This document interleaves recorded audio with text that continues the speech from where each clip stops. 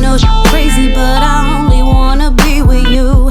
You think I'm shady cause I'm out here trying to make some moves, but it ain't like that. Just know that I'll be right back. I'll give you all my time just to let you know you're mine. It ain't nothing. Promise I'ma do it all to give you something. This love I got is only for you. You're my comfort, my future husband. I'ma give you all my heart, yeah, all of it, yeah. Baby, I know that I gotta come fix it. You the only nigga that I be missing. Swear I'm coming home to give you the business. Turn off my phone, it can leave me a message. I'ma just cover your body with kisses, kisses.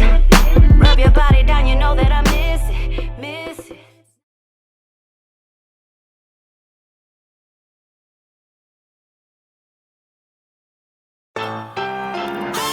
Glasses in the air, toast to a higher power. Cause what you tuning into right now, sit down, it's Lito's happy hour. Lito's happy hour, this is where it's at. Raw and uncut, we giving real facts. Educating, entertaining all the people. And when it come to podcasts, it ain't nothing equal. Giving people knowledge they can put in action. All the way authentic, we ain't never capping. Exclusive interviews cause we ain't never lacking. The other niggas talking and we bout the action.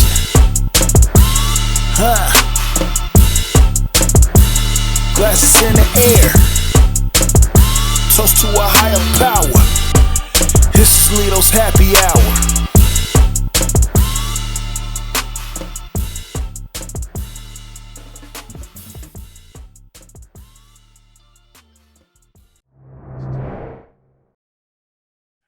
Welcome to Happy Hour with Lito. I'm your host. I'm back here again. You know what I'm saying? The State of R&B Part 2. With, you know what I mean? These like my family now. Lito, why you the only one? Why you the only one dressed up in your R&B? Listen, I did that last time. Remember, I had the hat on. I had a different one on. It's my second one. You know what I'm saying?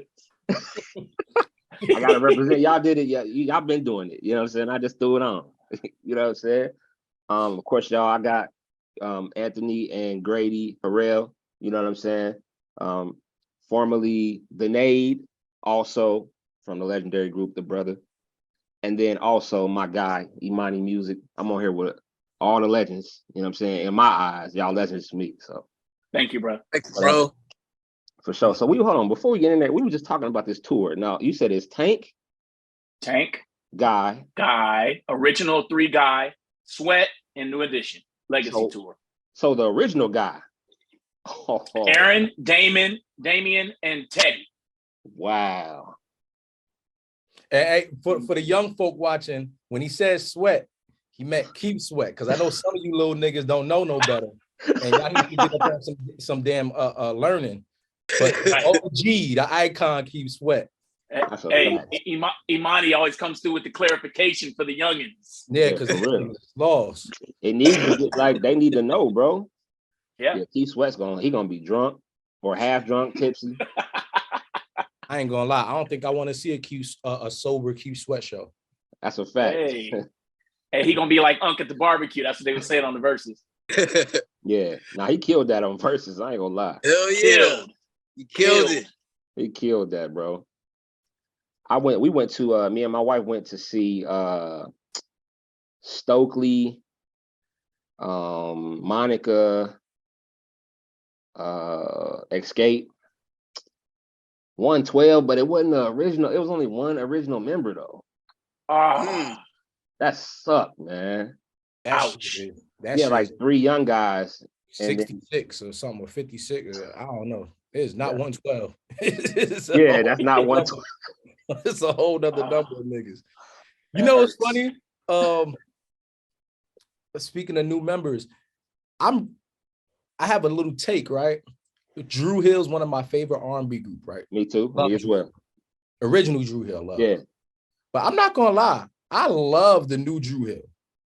The new 6, 7 member Dru Hill. Them niggas is all right. I guess it's the 2 dudes from Player. Oh, what? Yeah, it's a 2 dudes from Player. Jazz is back. Nokio's there, Cisco's there, of course, and I think it's the other dude that used to be in it. The only Woody? Is Woody there? No. Woody isn't there. Okay. But this new like 6 nigga hybrid, young nigga. But typically people will be like against like adding on to some legacy shit. This new Drew Hill, vocally and performance wise, is on point. So you got 6 niggas going, tell me. Hey, yo, they be up there killing. I'm with it, but yeah, my bad. Not to go off on a tangent. Nah, you good, bro. Imani, I don't disagree with you often, King, but like all of you, I'm an R&B historian. I'm a student of the game and creating hybrids. You gotta see the originals. Man, bro, I mean, I love the original lineup of Drew, Cisco, Nokio, Woody, Jazz. That's how they came in '96. I love the original lineup of Playa, Smoke, Static, Black. Love them. And 112. I saw 112 without Duran. Duran is our guy. I'm like, it felt like something was missing. Hey, only group. Oh, he's stuck. Oh, there you go. What you said? What you said? You got stuck. I said, only R&B group that it don't matter who's in it and will still listen is the Temptations. Facts. And so to your point, when I saw Mike, Slim, and Q, and Duran wasn't there, Duran is our guy. We worked with him on our album. I'm like, where D at? I heard he was on vacation. I was hitting him on his DM, like, where you at? It's no 112 without you. Now, I'm not hating any young black men getting their money if they got to come together and create a hybrid to get the bag. But in my heart, in my spirit, you ain't fucking with it. Hey, they asked Nate, Sean, and Juan, who are the greatest R&B group of all time, would y'all replace Michael Bass McCary? And they said, we considered replacing him with Brian McKnight, but the fans said, nah, we'd rather have the 3 OG members and Nate just do all the bass parts. Man, so fuck it, man. I can't subscribe to the new hybrid joints because my heart is with the OGs. Hey, listen, fuck the fans. Give me Brian McKnight and Boys to Men. Nah, that's a fact. Brian McKnight. So funny. I didn't know that the lead vocalist, I think his name is Mark Nelson. He was Mark Nelson. Yes, I didn't know that he was a part of Boys to Men before they got signed. I was just talking to my wife about that this morning, Imani. He was, when they auditioned for Michael Bivins, it was 5 of them. Nate, Mike, Sean, Juan, and Mark Nelson. But it took Biv like 6 months to call him back. And Mark kind of lost faith and went and started another group. He started the group with Nate and then left before they signed the Biv 10 Motown. Ouch. Yep. That's crazy. How you just gonna slide out on the best-selling R&B group of all time when you started it? Crazy. Oh, crazy. Listen, all I know is when we went to see 112, only one we recognized was Slim up there. It was a bunch of other niggas, bro. Like, it was. Nah, that ain't it. Stokely put on, though. Stokely did his thing, bro. And of course, I love Escape. When they sing Tonight, like, that's like my favorite Escape song. I love Escape. So, like, of course, Candy wasn't there, which is. Wow. Hey, like, come on. Hey, bro. Me and my wife went to see the Whispers and Frankie Beverly and Maze. Triple OGs. Late 70s, early 80s. And, bruh, Walter and Scotty was there together. It's like you could feel it. Walter and Scotty, the two brothers? 2 brothers, bro. They're a little more plump than they was, but they were still doing a rock steady, and you could feel the nostalgia of being together 50-something years. Frankie Beverly still doing his thing. So replacements aren't always as powerful for me as the original. For sure. I agree 100%. So I want to do a mental health check-in, man, with y'all. 1 to 10, where y'all at today with your mental health, and what's the last nice thing you said to yourself? Whoever want to start can start. I'll start. Right now, I'm about a 6. Normally I'm higher than that. I've been feeling pretty good, but every once in a while I'll get down when you feel, you know how it goes. Now is one of those times. So I'm all right. And what was the next question?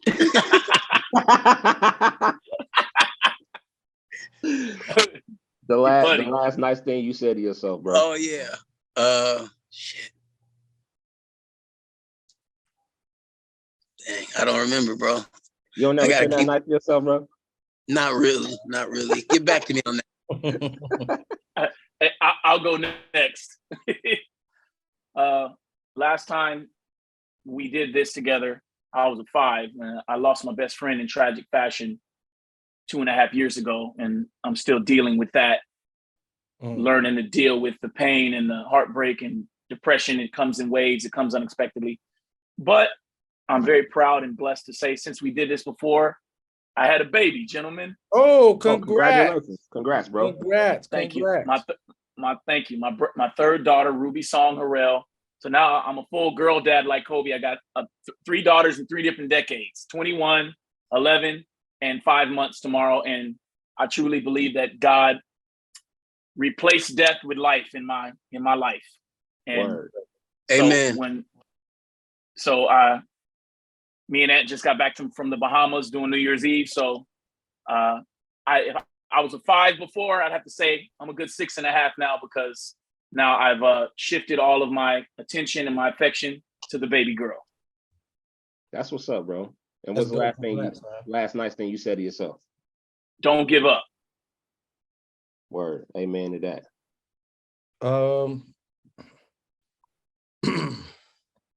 I'm trying to think of a fair number. Maybe a 6. 6. I don't know. My shit, I'll just be all over the place. I feel you. It's a Virgo thing. Mentally be all over the place. Get into that that next age of scariness of like, oh shit, it's time to start accomplishing some new things, nigga. You getting old. So yeah, I'm at that mark.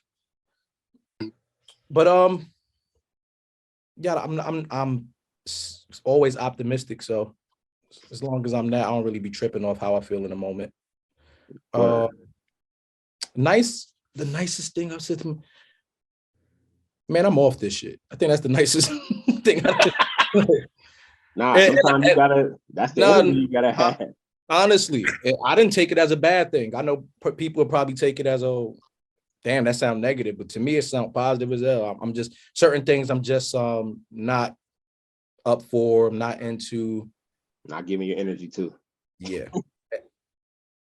How about you, Lito? Yeah, how about you? Today I'm probably 7, 8, somewhere around there. Nice. Last good thing I said to myself was something that my wife told me. She said, I'm taking care of me in 2023. Feel me? So yeah. Okay. I echo that. No. It's obvious that you're a 7 or 8 with that hat and that shirt. For real. Yo, y'all, you say y'all just came from the Bahamas. How was that? And tell them, playboy. All right, for me, it was dope, man. It was all around. I give it a 9 3/4 out of 10, man. Me and my wife's 12-year anniversary was December 5th, so we kind of waited and to celebrate, when we was in the Bahamas. Got there December 28th, I think, right, Grady? Or 29th? 29th. 29th. We were able to spend the entire day there. Right when I got there, I seen Gilly and Wallow. Nigga, they walked. Me and my wife was right in the line about to check in, and them 2 niggas walked right in front of me. And I was about to say, but I didn't want to be like a groupie in front of my girl right away. But I was like, I set up to him. And then she was like, oh, I noticed them. Who is that? I'm like, yeah, them niggas got one of the hottest podcasts right now. I'm going to get a picture with them niggas. So I ended up getting a picture with them. They were super cool. But that was a real highlight for me because I love them 2 niggas. And then, we performed. Me and wifey, got in one little argument made up. Me and Grady kicked ass. New Year's, it was the bomb. And only negative thing was they took hella money off of all of our band's credit cards. The hotel licked niggas for like $3 grand, $2,500, $2 grand, nigga. So niggas are still trying to get that back. Oh shit! Hey, Yeah. so to add on to my brother's detailed story, it was he's way better at telling stories, by the way. Thank you, sir. So one special part for me was we've done a lot of Cabo gigs, we've done a lot of out-of-town gigs, but nobody in the band had ever been to Nassau, Bahamas. So in getting there, I got to take my wife and kid with me. Anthony took his wife, and it was surreal because it was the 3-year anniversary of my brother's sobriety. So I saluted him. We had dinner before the gig. I've been through everything with Ant, everything. And he hadn't had a drink. I'm like, bruh, you ain't had a drink in 3 years to the day. And so it was great to celebrate him in that moment. And man, Ant sounded so incredible. My pops had reposted some video. I've been performing next to him for over 4 decades, and he killed. He sounded so good. And so I appreciated mostly that Ant's story of redemption and how he beat and continues to beat his former alcohol addiction. And he came back hard. I mean, he was singing and dancing and performing. And my wife said, I've never heard Ant sound so great. I said, he's a killer. They should have took him right to jail. So not only seeing my brother celebrate 3 years of sobriety, we blew the stage up right on the beach. But of course, I'm the older brother, but Ant got the picture with Gilly and Wallow. So then I'm singing Billie Jean. Gilly, right in his face, is filming me while I'm singing Billie Jean and giving mad props to the band and saying Happy New Year. And he's like, he a bad mother. And everybody's hitting me up.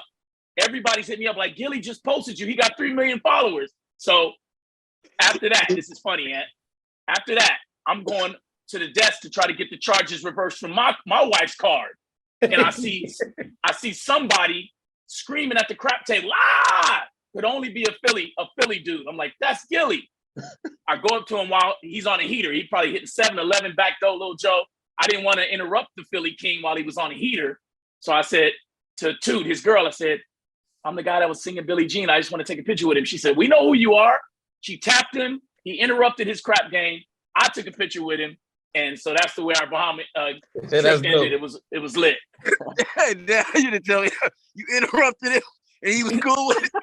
I interrupted him after he hit about 3 or 4 sevens in a row. What? And he was still cool. Yep. Damn. He was rolling then. He was hitting. For sure. Hey, he could have been like, nigga, beat it. Facts. What you been up to, E? Shit, I put out a record, shot a Love video. it. Shit is hot. Thank you, man. Record fire, bro. Yep. I've been chilling.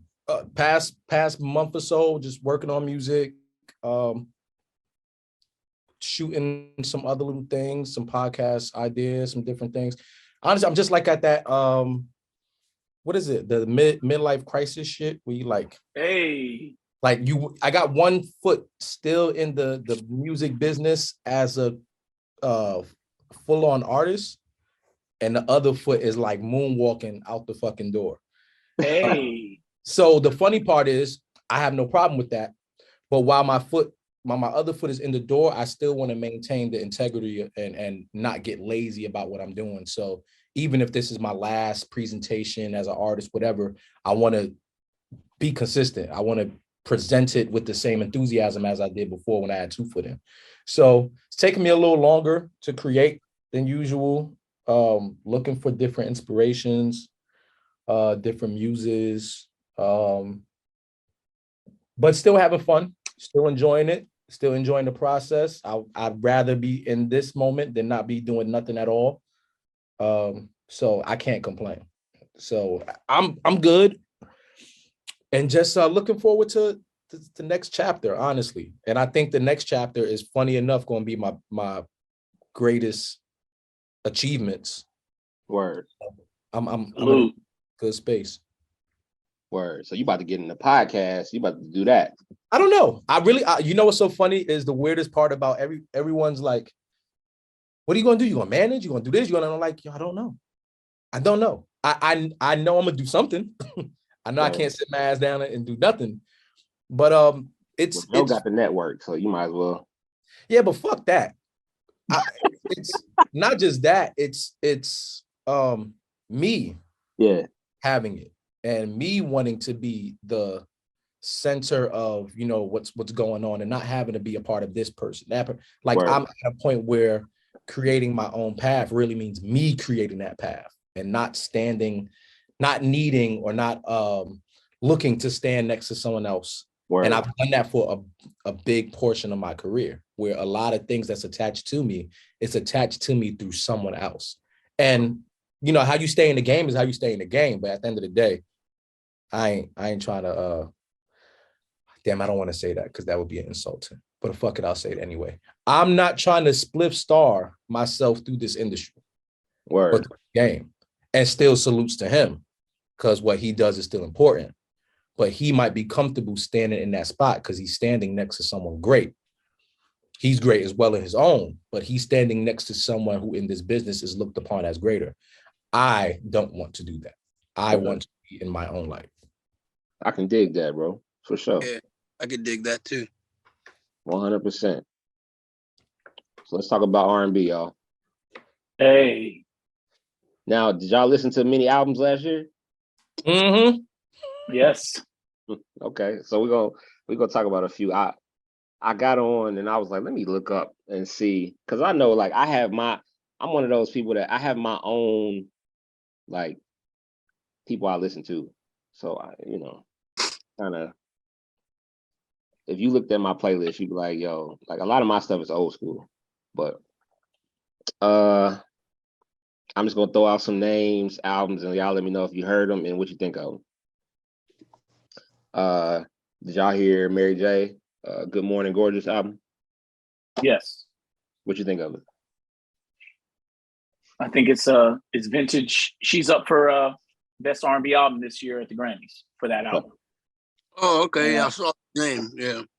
Yeah, and I think it's vintage Mary for her to have come in 92, bro. She came with What's the 411 in over 30 years ago now.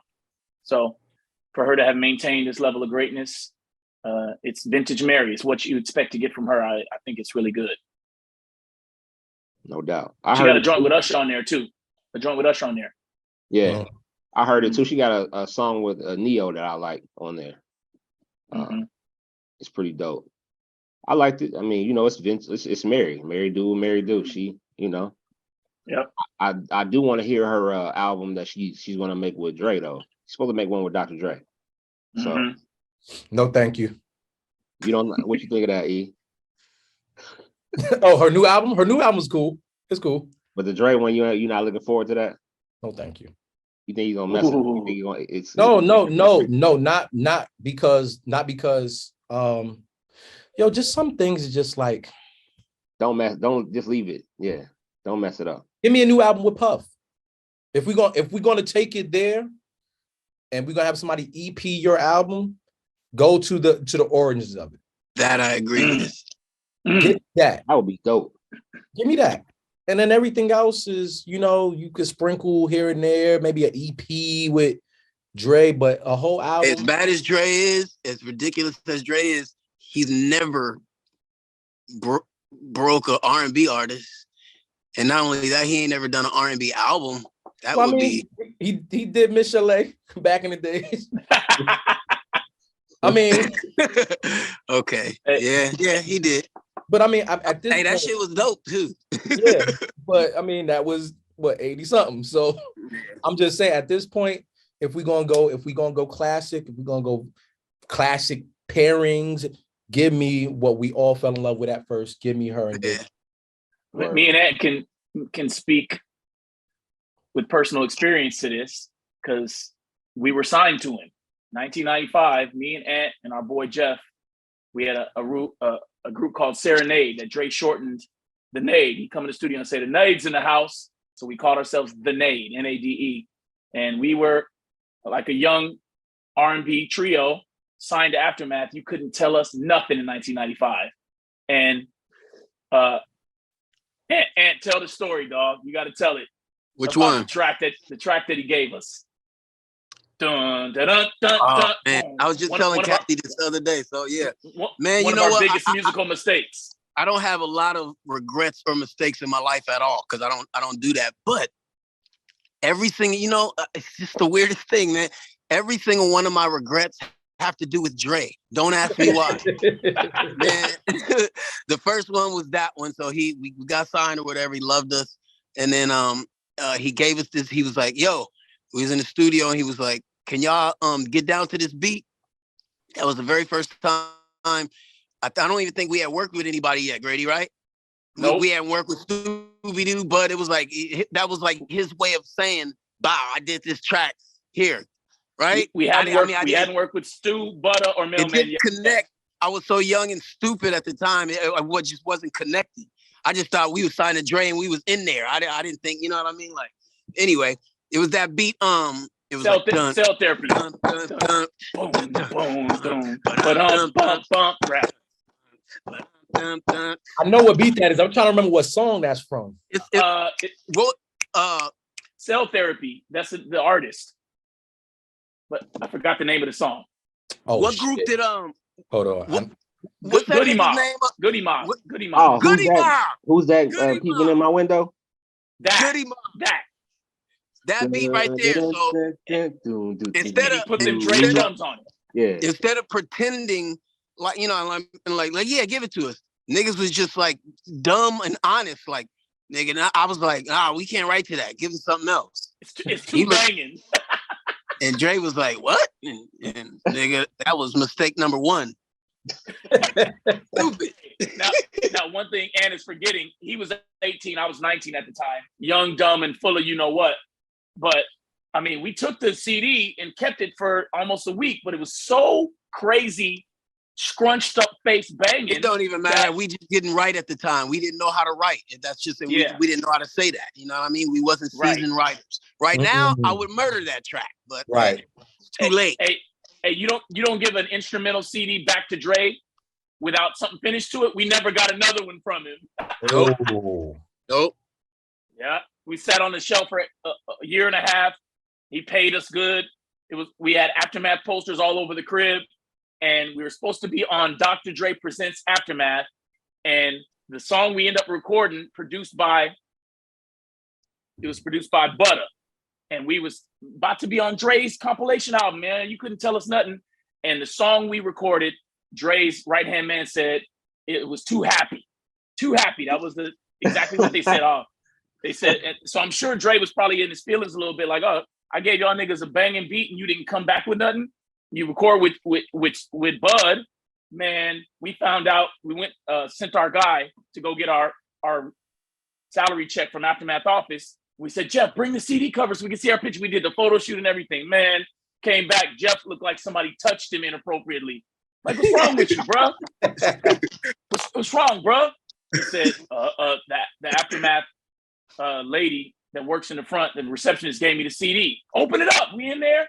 He said, no, we ain't in there. I said, are we off the comp? He said, yup. Dre's man said the song was too happy. And that was my first music industry heartbreak. I dropped to my knees and cried. Fast forward, I'll tell you the second regret. I have an excuse for this one. I have a legit excuse, but I'll still tell the story nonetheless. So fast forward, we had already got dropped or whatever you want to call it. We didn't actually get dropped, Brady. We just separated. We asked for a release. Right? We asked for a release.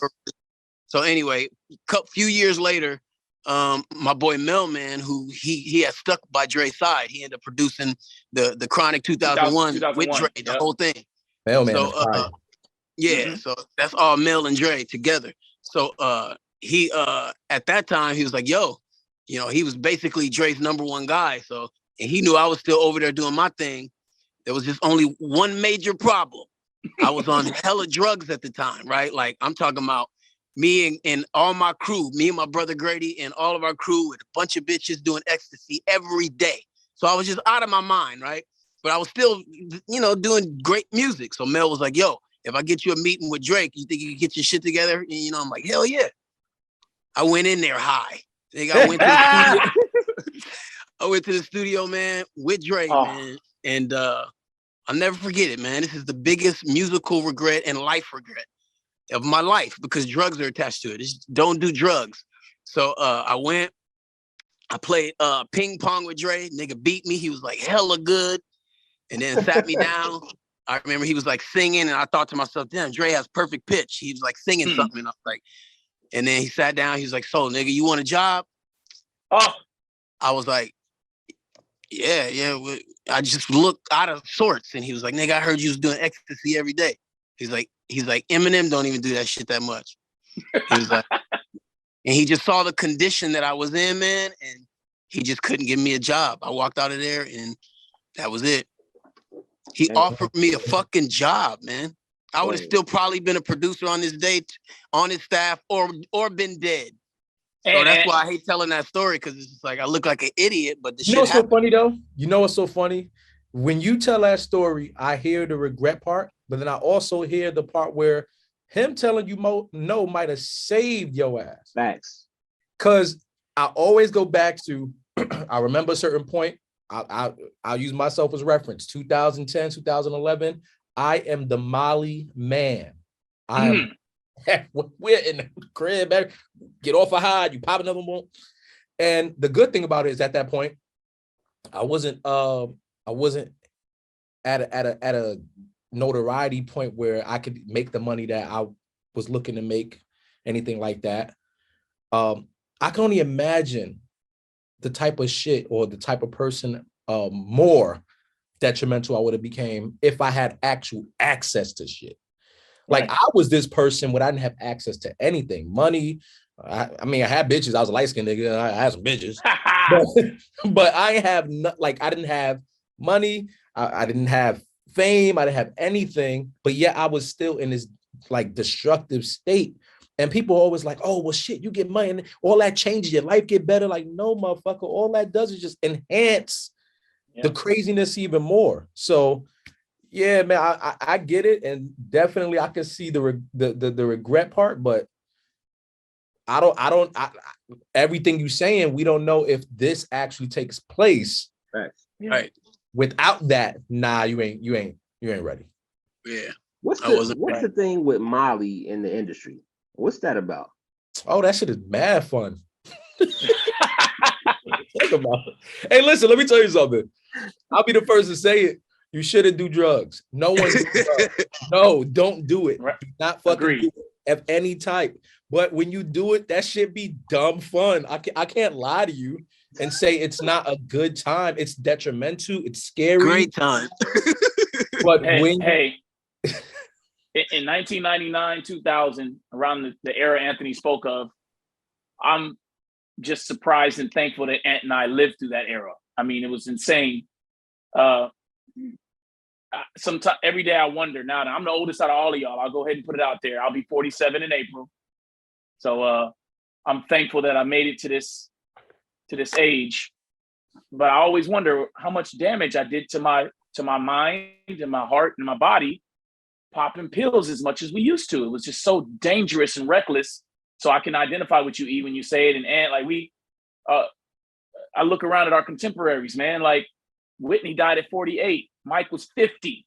Prince was 57.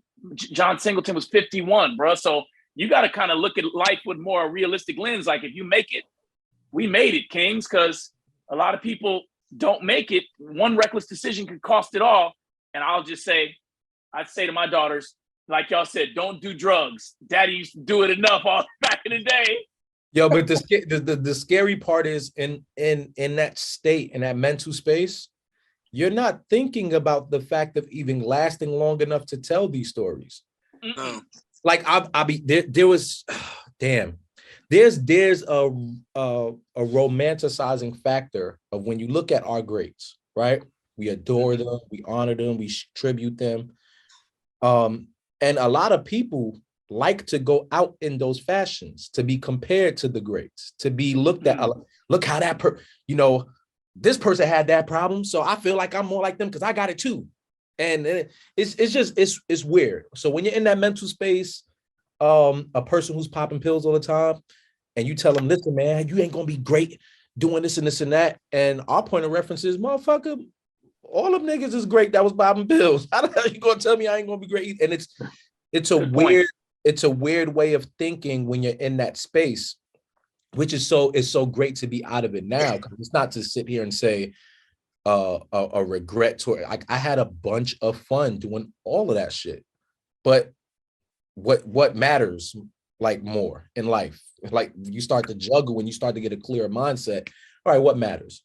Yeah, living, family, being around for the memorable shit, and way more important.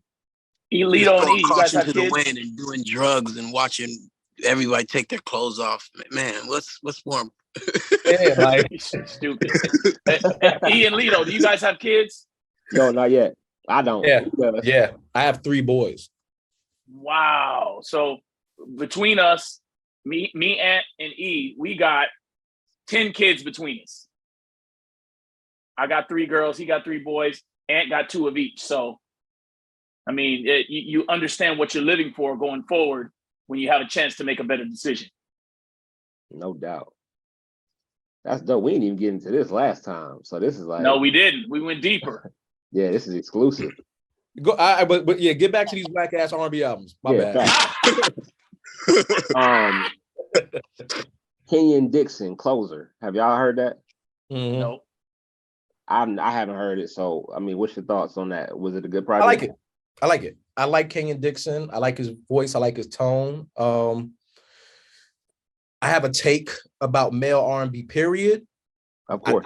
I think it's similar to some of the take I had before, but the more newer male artists that I'm listening to, I'm understanding why I don't enjoy their albums anymore. I can still recognize the quality. I can recognize how good it is. But I'll just say it's a good album. Is it missing something? Is that why you feel like it's missing? I'm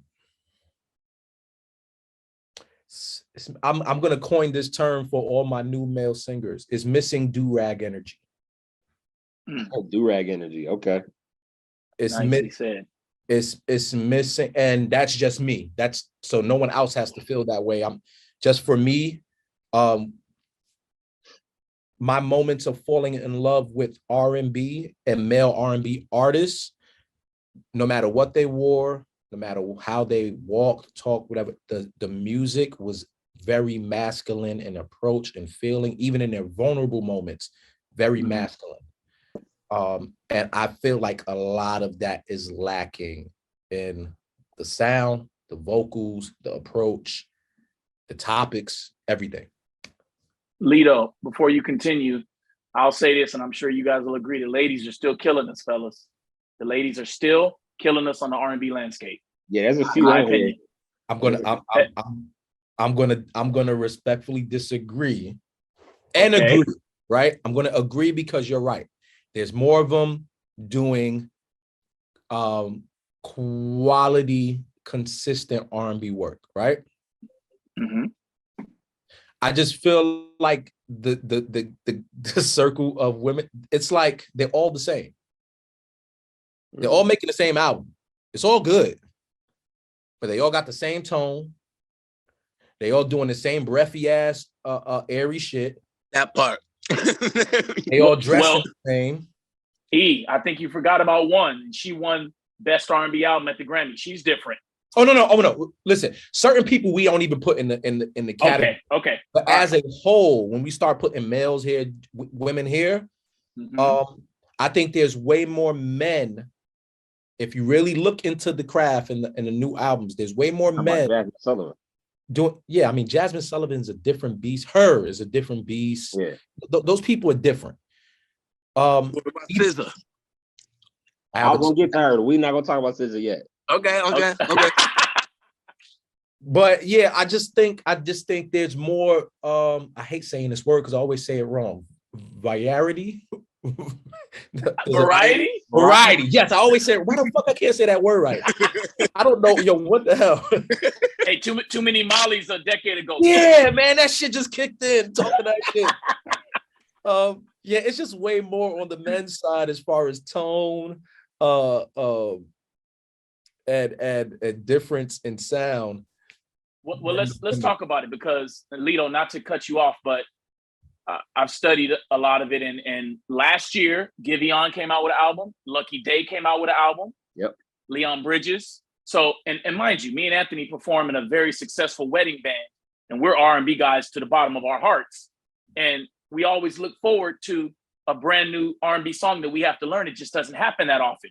We perform in a band with 9 or 10 other musical geniuses. They're all white, except for one guy. So we are always tapped to do the classics. Very rarely do me and Ed have to learn a new song that's bubbling on the pop chart. That's true R&B. But you throw Daniel Caesar and Giveon on Justin's record, they get a #1 record in Peaches. Y'all can't tell me that Silk Sonic's album wasn't R&B. They took it back to 70s Philly international R&B, but because it's done by such a world-renowned pop artist, Leave the Door Open won 4 Grammys. That's an R&B album from top to bottom. But is so he's so amazing. He's like the greatest. No, he's the greatest thief ever. Hey, bro.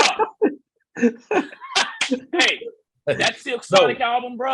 Amazing. You can't tell me that's not a rhythm and blues album, and they cleaned up. So, but now y'all, we're going all the way deep. They have 2 categories at the Grammys now: Best R&B Album and Best Progressive R&B Album. What does that mean? What does that mean? It means the shit that we used to listen to, but we gonna go ahead and we the real shit. The progressive is the real shit. Yeah. This other shit is y'all figure it out. Just as long as you singing, we just go, and you black, we just gonna put you in the R&B shit. But the progressive shit is this is real R&B. That's literally what the Grammys are saying.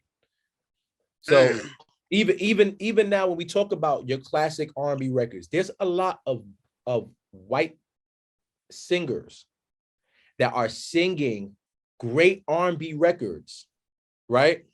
And they're becoming big, but we don't look at it as R&B records because it's white people and they landed on pop charts. Right. If we took some black artists and put them with the same songs, they would be classic R&B records, but it just wouldn't get the hype because they ain't white. And that disconnect sucks on the grand landscape of great music. That's a fact. But Lito, you would say Kay and Dixon. Dope vocalist. I like the album. It's cool. All right. Kehlani, Blue Water Road. Anybody hear that? I heard that. What you think? No, I like her, but I didn't hear it.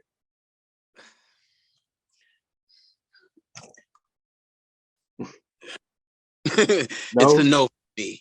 Okay. I mean, there was a couple songs that were cool, but I don't think I like her voice. What about I like Kehlani. I like her. I like Kehlani. I like Kehlani. Yeah, I like her, period. Yeah. I just like her. Word. Right. So Giveon, his album was nice. Who? Giveon. He's interesting because he has a very unique baritone sounding tone, and he stands out. You know, it's identifiable when you hear his. And he's the one that, remember, we do Peaches. You do his part. It's too low. Yeah. It's too low. It's too low, right? So I mean, Giveon is he's really dope. But for me, I prefer Lucky Day and that new wave of R&B that's trying to break onto the pop chart and trying to break onto the mainstream. Lucky Day, he's right there. Lucky Day is dope. And I'm sorry to fast forward, Lito, but Giveon, Daniel Caesar, Lucky Day, all those young cats who are, you could tell they're R&B souls to the core. They're trying to bust out to that next level. And I think out of that young era of guys, Lucky Day is leading the pack. Giveon's dope, though. I agree. Yeah, I'm not beat for Giveon, but I respect his talent. Like, it's just not his tone and yeah, not your cup of tea. Right. You ever heard of somebody named Sergio? No. Yo. You're stupid, Ed. Alex Isley and Jack Dine, Marigold. Did y'all hear that album? No, never heard of him. I heard it, and I actually like this album. It's not a bad album at all. Yeah. I actually found out because of Joe. Joe said something. Oh wow. Yeah, I like it. Lucky Day Candy Drip is to me, that shit is dope. I don't skip nothing on that. Like it's the best. He has another. I'll say that's the best R&B album of the last year. I agree, and he has another album called Table for Two with duets. He got a duet with Yebba. He got a record, Can't Hide Love with Earth, Wind and Fire, and he flipped Music Song to his own song, and Music he stamped it like he stamped it like he did it right. He slowed the sample down, and Lucky's right there. He's like he's one hit away. Lucky is dope. As long as he get a new stylist, I'm rocking. I just need a new stylist. But after that, no, I'm not even like I'm not joking. I'm not trying to be funny, even though I know it might sound funny. I went to one of his shows in New York, and I was like in awe because I'll be honest with you. Before that, I heard a couple of records, but I wasn't really up on him. And I was like, yo, he's dope. Like, he's super dope, super talented. But I was like, damn, something's bothering me about this nigga. What the hell's bothering me? And when I start to analyze artists, I analyze the whole package: the sound, the band, the dancer, how you look, everything. Good looking guy, all this other, like, you have everything that it takes to be the new R&B star. You're just wearing some weird shit. You're wearing the leather cut off shit. Certain. It worked for Prince. It worked a little bit for Miguel. It worked for certain people. It works for you. Yeah, he was on one time I seen it was like some sparkly pants or some shit. With the horse heel boot shit. Fam, get that shit out of here, bro. Just wear some regular shit. Yeah, just put some J's on or some. You ain't even gotta do the J's. You could do some other shit. I'm just saying, bro. Like, come on. Why the R&B niggas gotta look weird though? I don't. You know what I'm saying? Like, dang. You know what's interesting? Because all of y'all are R&B heads. We all are. I don't think. And I agree with you, E. His style is eclectic, but the reason why he's alienating us because he's not wearing that stuff for us. My wife likes him. My wife likes him. So I think Lucky's 38. I think he's wearing that just to try to entice the ladies. He's not going to get 4 heterosexual R&B guys, fathers, husbands, all. And this is my problem with male R&B niggas. And this is why the greatest era of R&B niggas will always be when R&B men knew how to appeal to women and also knew how to relate to men. Yeah, bro, that era's over, player. Which is why even on the female side, it always worked when they had the both sides. Mary J, let me tell you something. When you were in a car and you played Mary J shit, as a man or woman, no matter what hood, no matter what block, you did not feel embarrassed. You didn't feel away. It was cool. Swag. Usher, same shit. Jodeci, same shit. Trey, same shit. Chris, same shit.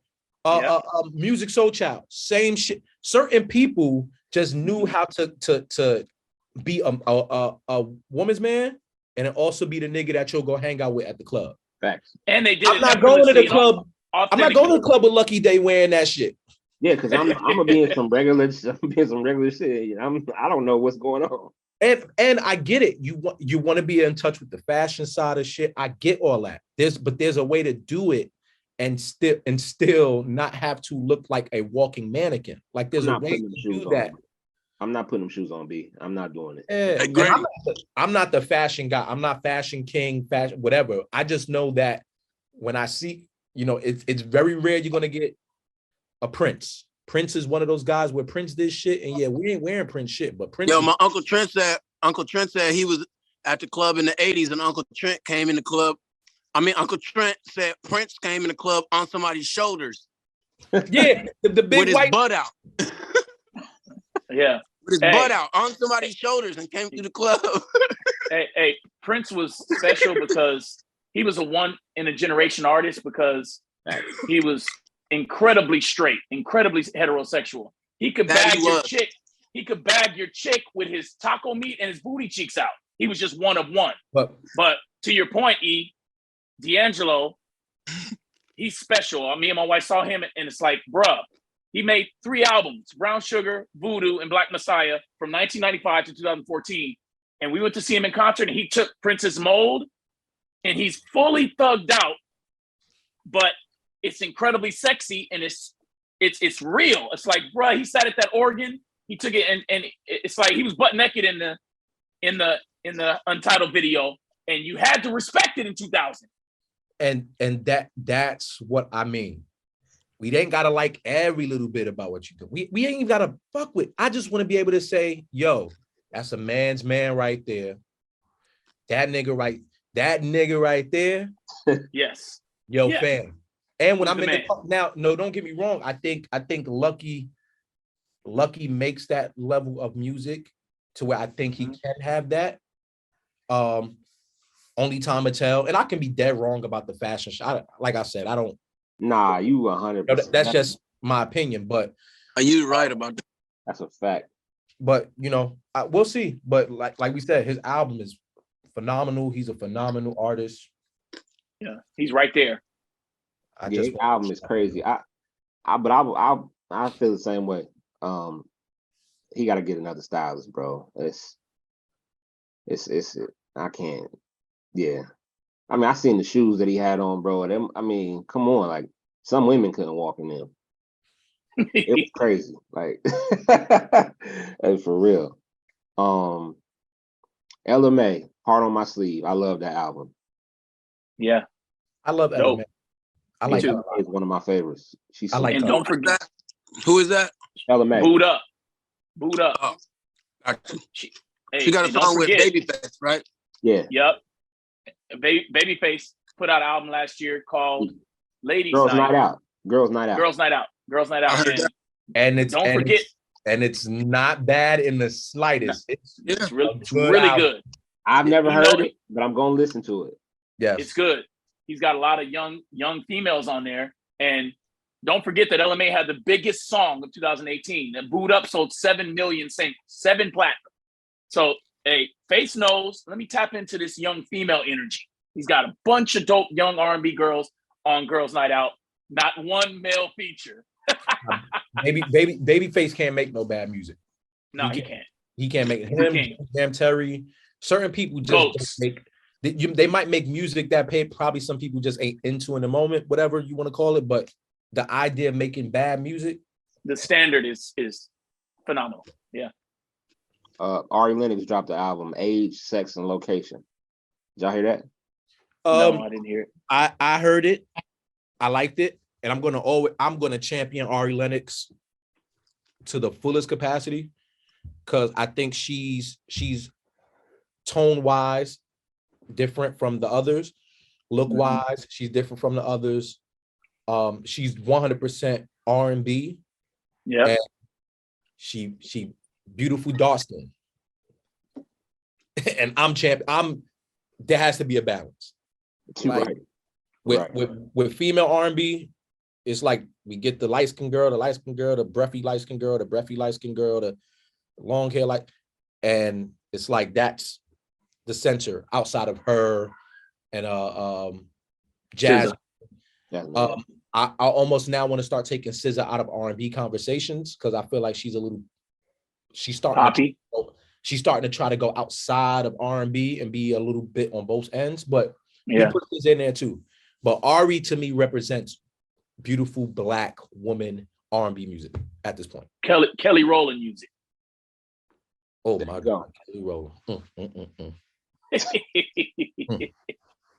Yeah, Kelly Rowland, bro.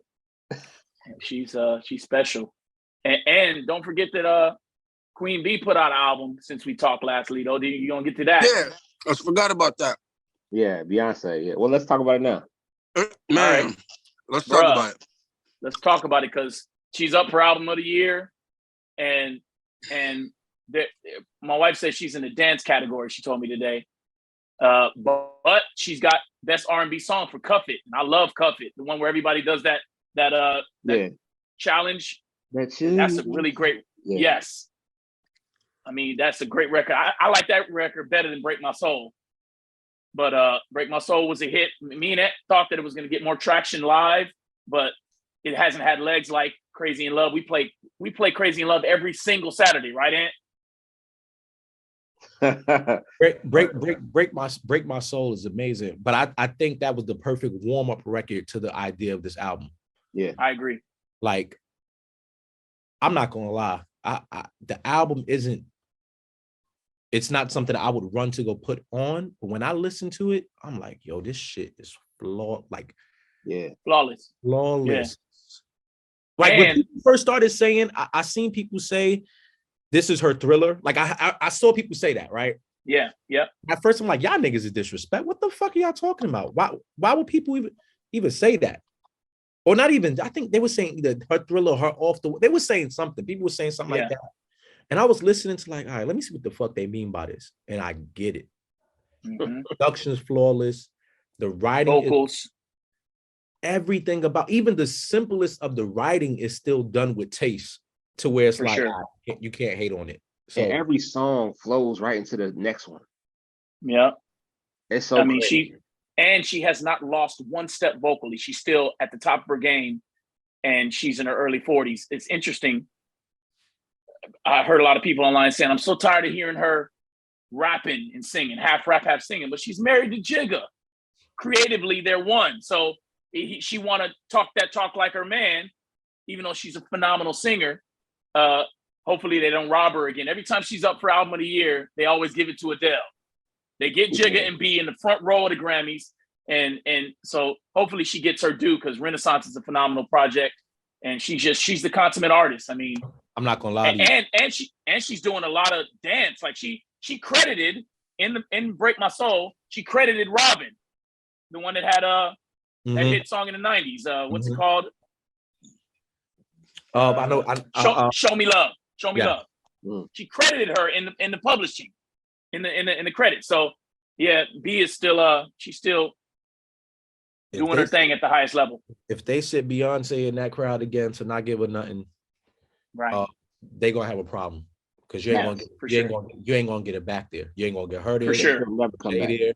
It's gonna be a lot of other people gonna start saying, you know what, this shit ain't. Yeah, y'all remember when Lemonade came, changed the game. She was up for album of the year, and they gave it to Adele. Adele said, I don't deserve this, and broke the Grammy in half and gave half of it to Beyonce. If they do that again, because Adele's going to be up for it again every time she puts out a number album. So back to y'all's point, like, Adele can stand there in a black dress and sing, and she breaks the internet every time she comes out with an album. Yo, it's like, Adele, I'm gonna be honest with y'all. Adele ain't even that fire to me. No. You're like, even and that damn, what's going on? I gotta stop doing that. I gotta stop this credit. No, but that's real. She's amazing. No, Adele's amazing. She can sing ass off, right? She can. But when we start weighing her to Jasmine Sullivan, I'll stay white. When I start measuring her to the Yebbas. Oh my goodness! And it's like JoJo. Yeah. What's the other girl? Tori Kelly. Tori Kelly. You don't even. Nah. Bro, like, what is it? Hey, bro. Now I like Adele. I really do. But to your point, E, came out with 21, then came out with 25. Now came out with 19, 21, 25, and 30, and breaks streaming records every single time. But when you hold her to a singer standard, it's like, what else is good? Right. The records are great. She does have great records. Yeah, she does. I'll give her that. She got a big voice. She has great records. She has. I mean, it's a marriage. That's maybe what it is. There's a marriage of the music and her, and it's making perfect sense. Mm-hmm. Those other women that we named, they might have not found their marriage to the record yet. And very good point. I don't think it's gonna get any better than that. You hit it right on the head. Hey, and my wife said something about that.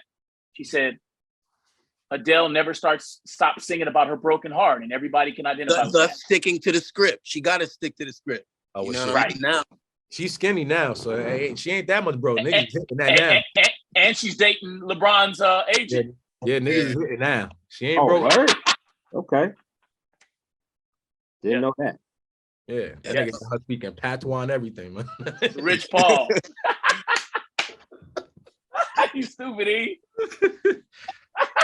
Her next album might be a little different, huh? I'm telling you, you're gonna get some Jamaican shit on there in a minute. Hey. I heard of Burna Boy. Yeah. Yes. What kind of music is that?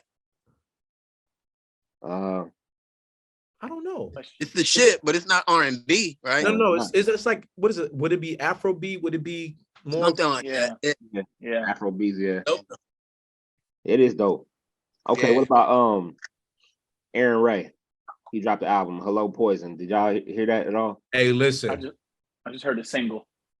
That boy is dope. Aaron Ray is dope. LA nigga, super dope. Nice pen. He's somebody that I would like to see get more attention because he, to me, embodies that shit that I'm talking about that R&B needs. Yeah, I gotta check him out. He's dope. I heard some of the old stuff. Yeah, he is dope. And he's still growing too. Because I remember I saw him some years ago performing at a spot in LA called Unplugged, and no, it wasn't Unplugged. It might have been Unplugged or something else. But either way, when I saw him perform, I didn't know anything about him. But he already had a buzz and was building. And I was like, yo, this kid is dope. And as a light-skinned nigga, I always hate on the light-skinned nigga. Like, I just got it. Damn, another light-skinned nigga about to get on. Fuck, man. So I'm like, all right, let me go listen to the music. And I was listening like, oh, like, he's fluid. Like, it's dope. So I fuck with Ray. For sure. Like the album. Word. Okay. Tank, R&B Money. All right. Let me start this. I listened to it. All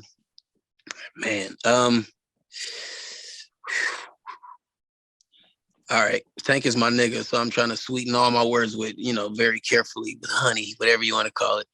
I love Tank. I really like the album. I liked it more so than I didn't, but at the end of the day, man, it's just kind of sleepy, it's kind of old school. It's just like, I think that's what he wanted though, bro. It is, but it's like he ain't catching up old school. He's trying to fit into the new, and it ain't working for me. I don't know. It's just I know what you mean. Let me weigh in, and I love him like you do. He was a huge brother fan, good friend, and we got to talk about his new podcast too. I mean, he pivoted hard. Shit, I love his new podcast. R&B Money podcast is some guys like us. And they've had some phenomenal guests on there. I'm a huge fan, and he said R&B Money's his last album. He made an amazing pivot. He just turned 47. He's 3 months older than me. If he's gonna go into media, and they really champion R&B, but I'll get to his podcast. But with his album, we all know the standard is Sex, Love, and Pain, 2007. Yeah. That's his standard. Grammy nominated. Sex, Love, and Pain. Magnum opus of a project, right? From top to bottom. I don't want nothing if I can't have it all. If I gotta beg for it all. I know y'all get chills. Bruh, you already know. He could get in line with some of the greats with that. So if you and then he came out with Sex, Love, and Pain 2, which was almost as great in 2016. So R&B Money, you got to understand too, Tank had his biggest hit ever in 2017, When We. That was off the Savage album. Remember When We? When We sold platinum and went number 1 on the R&B. Did it? Yes, million seller, platinum. He's known for When We as much or more than Maybe I Deserve. Wow. So I think the reason why, to your point, Ed, he made the kind of album he did with R&B Money is because they won 5 years ago. They won big with When We. So he stayed in that kind of lane and that sound, the production level. Yeah. I like the record he got with Jay Valentine. Slow. I love that record.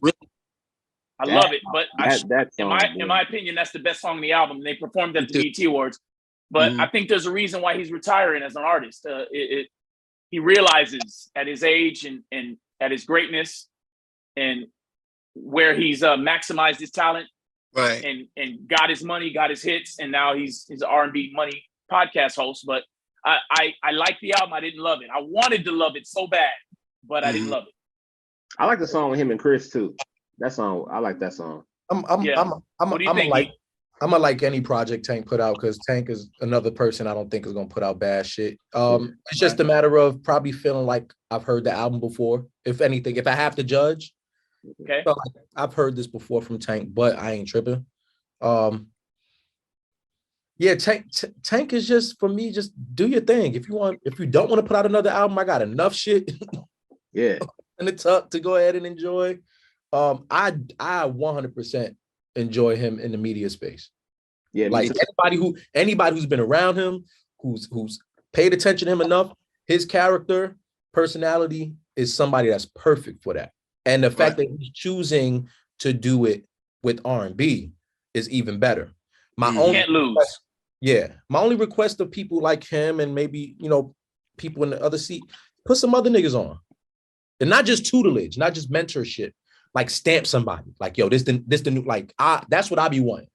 Like when hip hop, when they say Lil Baby is the new nigga, I want a group of R&B niggas who solidified to say, yo, hey, everybody, this the new nigga. Get in line with him and fuck with him. You know, it's crazy, E. That's so deep you say that. Tank, Darrell Babs Jr., he championed brother so hard. And I know you can remember this. Of course, nigga. Come on.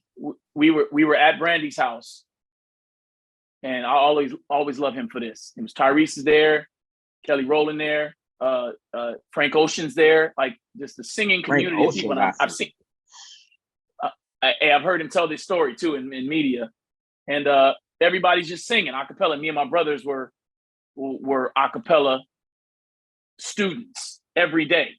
A drop of a dime, like we had to go 5-part harmony right there. So everybody's singing and harmonizing, and Tank says, he's holding some drinks. He says, there go that brother. There go that's that new Jackson 5, but they can sing. He was like such a genuine supporter, and he stamped us, and we never got a record from him. He told us, he said, y'all got to make bedroom music. He said he named a list of artists that couldn't win with an up tempo. He said, you're not going to be remembered for up tempos. You're not going to get, it's very unlikely you get a like a Usher number one all over the world. I'll never forget, he was holding 2 invisible wine glasses in his hand. He said, the fellas got to go to the bedroom with the drink and the lady and put on that brother. And he was right about that. And so to your point, E, sometimes it takes a real OG stamp to take that new artist to the next level. Yeah, it's something that I've been trying to push forth, and just having more conversation with just other artists. It's okay to stamp, even the new guys coming up. Hey, some of you new guys need to stamp Lucky Day, because once he gets through the door in the right way, he can help pull some other niggas up. Facts. Like that's the thing about just R&B, like especially with the males, we don't have that new legacy yet. Like we got her, we got Jasmine, we got SZA, even Summer Walker to whatever degree people are speaking of. We have new acts that the industry is stamping as the new standard to R&B when it comes to that. Who are they doing with the males? They're not doing it. Question, bro.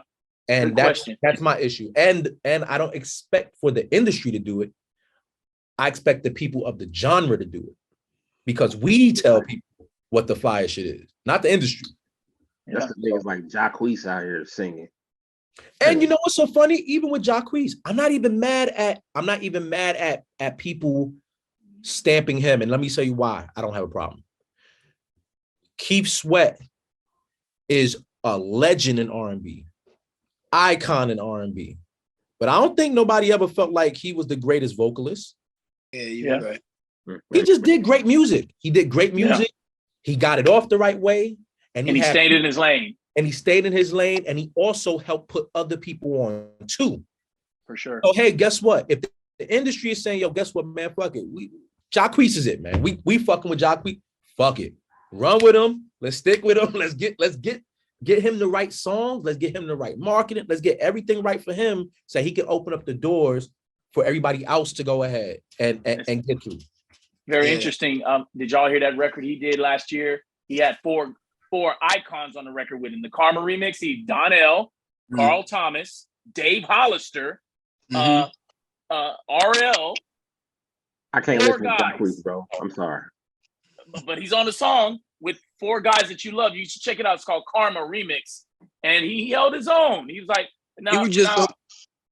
oh, go ahead, G. Go ahead. I'm sorry. He kind of lost me when he called himself the king of R&B. But for him to get on a record with those 4 goats, but him saying that king of R&B shit is it's also the blend and the influence of hip hop culture. Because in hip hop, you have to say I'm the best or why are you doing it? In R&B, we didn't have to say that. Like in R&B, even while this nigga's locked up, we can say R. Kelly was the king of R&B.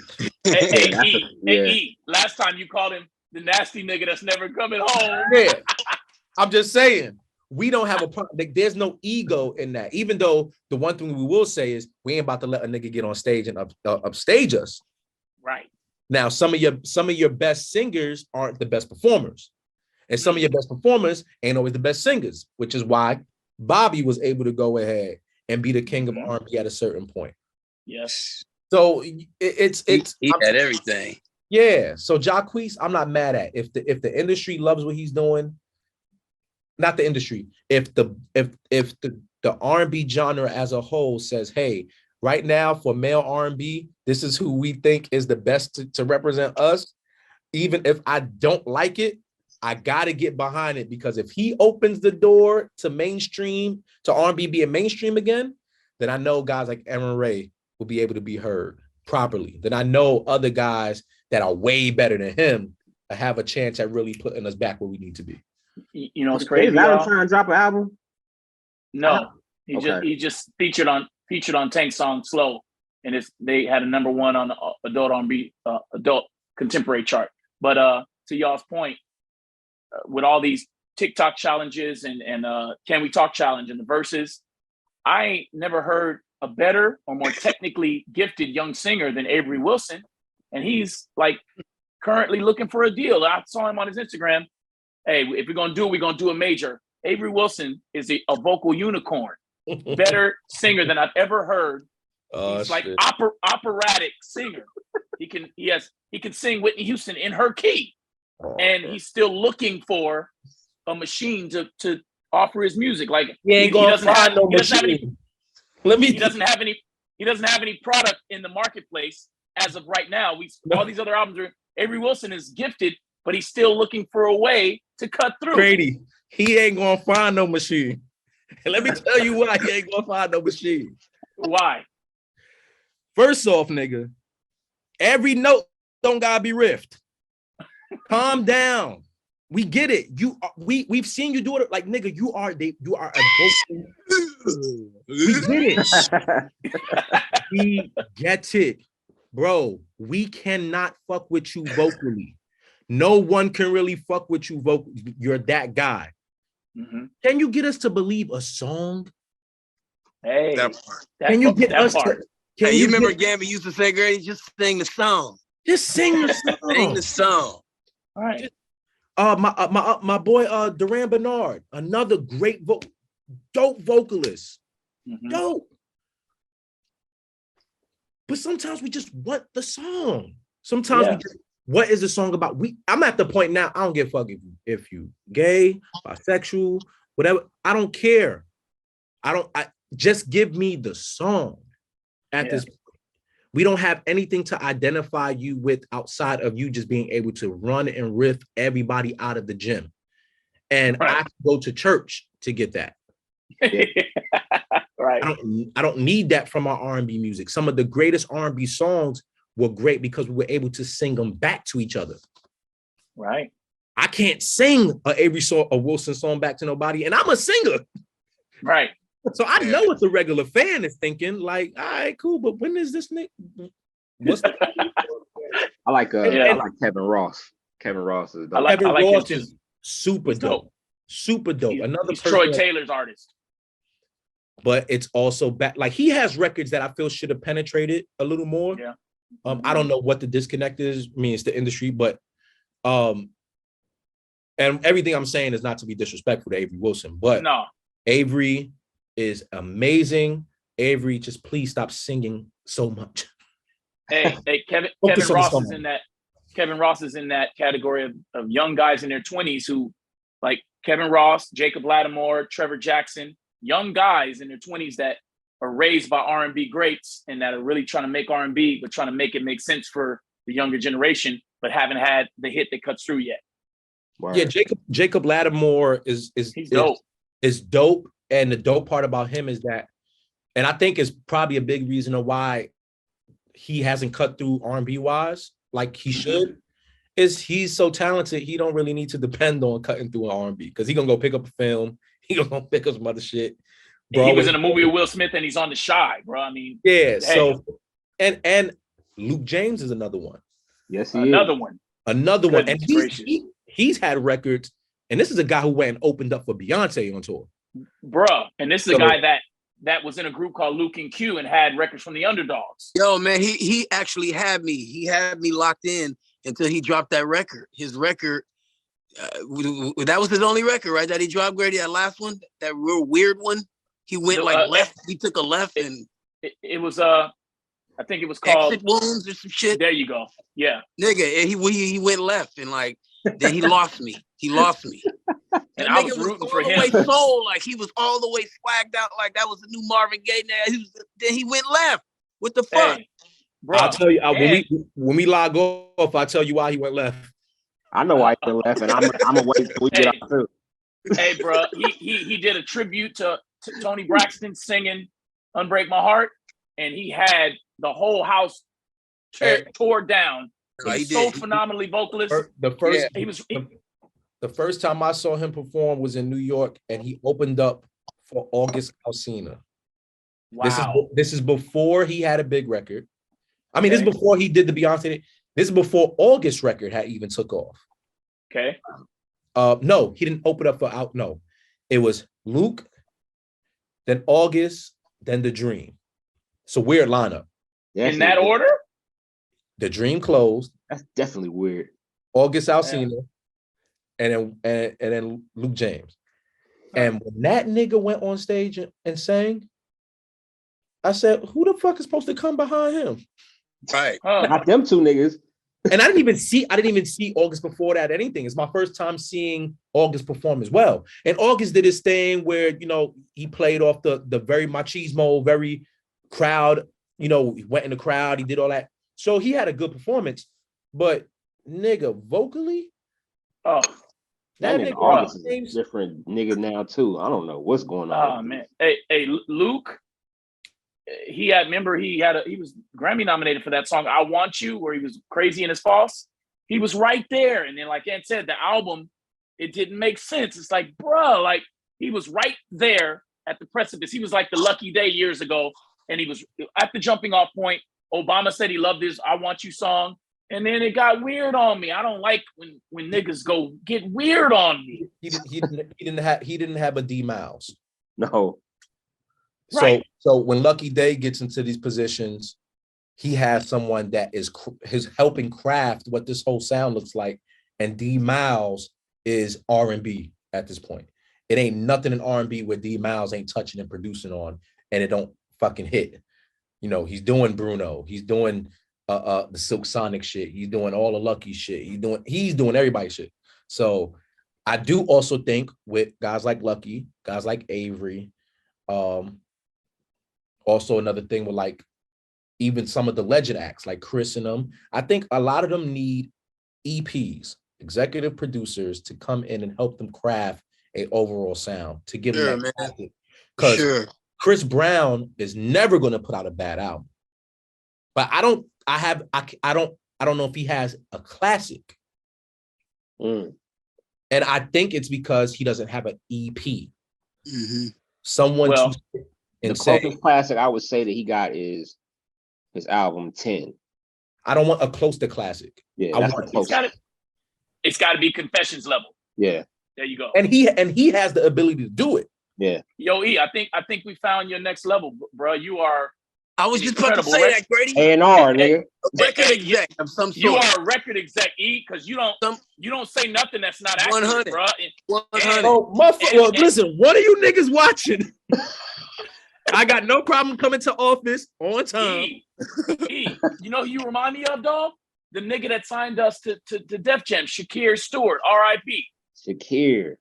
Wow. Hey, you have the perfect mixture of street knowledge, industry knowledge. You're a real singer, and you keep it a buck. Shake was the man. He is the reason that we got signed to Def Jam and came out. He's not championed enough for what he was doing and about to do with Def Jam. Hey, bro, and he signed Rick Ross and he signed Jeezy and us. I think well shit. I want to say, yeah, he got all of those acts there, but I'm also thinking about the potential people that would have came just knowing that he was there, period. Yeah, for sure. Like, he has history of shit that he's done to get buildings to the next level. Yeah. And he started promoting in Oakland and made it all the way to vice president of Def Jam, gone too soon. But yeah, all about helping his people, nigga. All about it. Rest in peace. Yep. R.I.P. to Shakir. Yeah.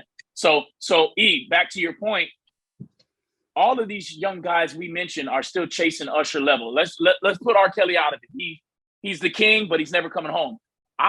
Me and my wife went to see Usher live, bruh, and Usher is nowhere near washed up. He's still singing phenomenal, dancing phenomenal, and got a bunch of classics. And he's bringing a lot of R&B icons on stage with him at his Vegas residency. Has anybody seen that show? I'm going in July. Phenomenal. I'm going in July. Phenomenal, bro. I can't wait.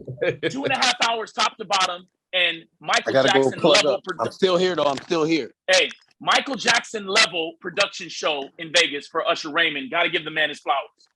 That's dope. That's dope. I can't wait to see it. You're gonna love it. That's crazy. Let's go back to one more album. Let's SZA, SOS. I knew you was gonna get to that. Go ahead, E. It's not an R&B album to me. Me neither. No, it's not. I agree. It's not an R&B album to me. I think she's slowly making her transformation from just being looked at as an R&B artist, and she's full on pop act. Who does R&B music? I'm not mad at that, but that's the whole album. I had this conversation with Joe on a podcast a minute ago, right? And I think that's why Punch unfollowed me. If I'm wrong, if Punch, if you see this, and it's the reason Punch why the dancer? No, Punch the president of TDE. Oh, okay. So I had said that I don't think that SZA can make a better R&B album than her. And I had expressed that I think her is a better R&B artist than SZA. Doesn't mean I don't like both. I enjoy both of them. And SZA, if I ever see you on Payday, you'll understand why I enjoy you both. But anyway,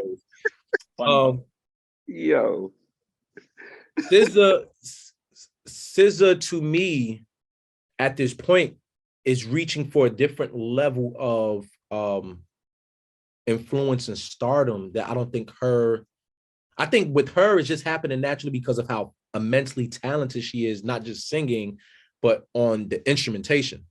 Because she can get on that piano and play, because she can get and play that guitar, and she still has this very innocent image. For sure. You don't see her cladly dressed. You don't see her. You don't even see any skin on her. Yeah.